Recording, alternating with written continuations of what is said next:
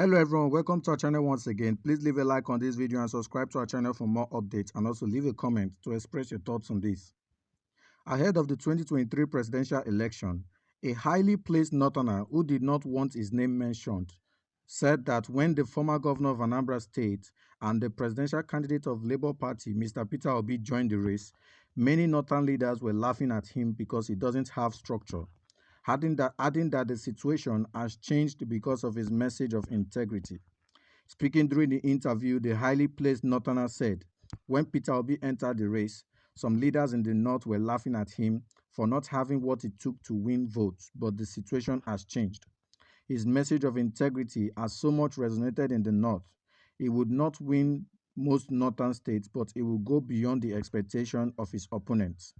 That is why I believe that there will no more be block votes in North again. Wow. Peter Obi joining Labour Party has changed the narrative of politics in Nigeria. Before now we have the two-horse race, the PDP and APC, which are the major political party.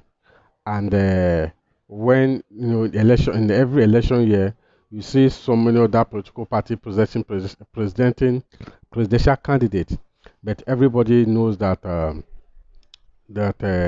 it's either the winner is either coming from PDP or APC.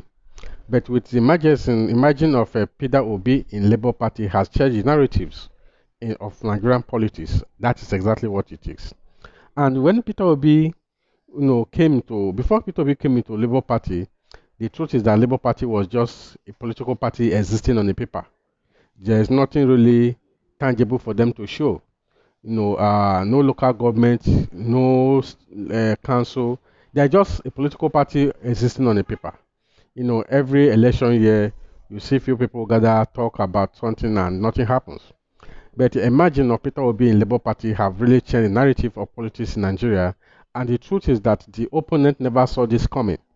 The PDP and the APC and every other political party never saw this coming until Peter Obi came into Labour Party, and there is what they call boom.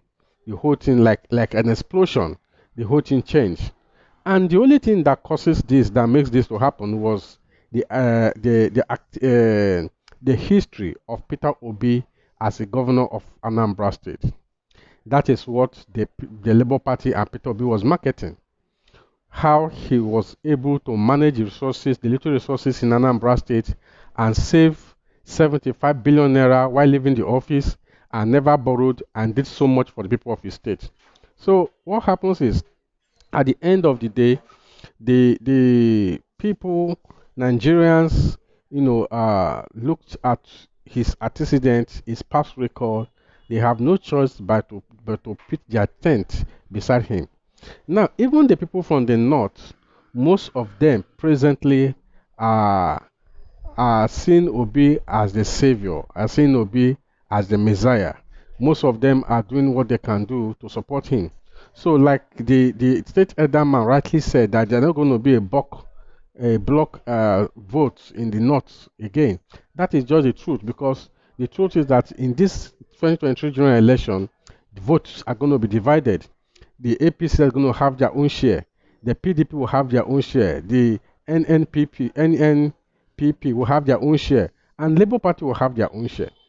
Unlike the 2015 general election and 2019 general election, when all the political party focus on APC, and you see the presidential candidate getting about 1.5 million vote from 1.5 million vote from a state, things are not going to be the same anymore, just because Peter Obi joined this race. That is just the truth. So, like block vote, nobody is going to ever have that again in the north. So the game now is, for you to win election, you must win.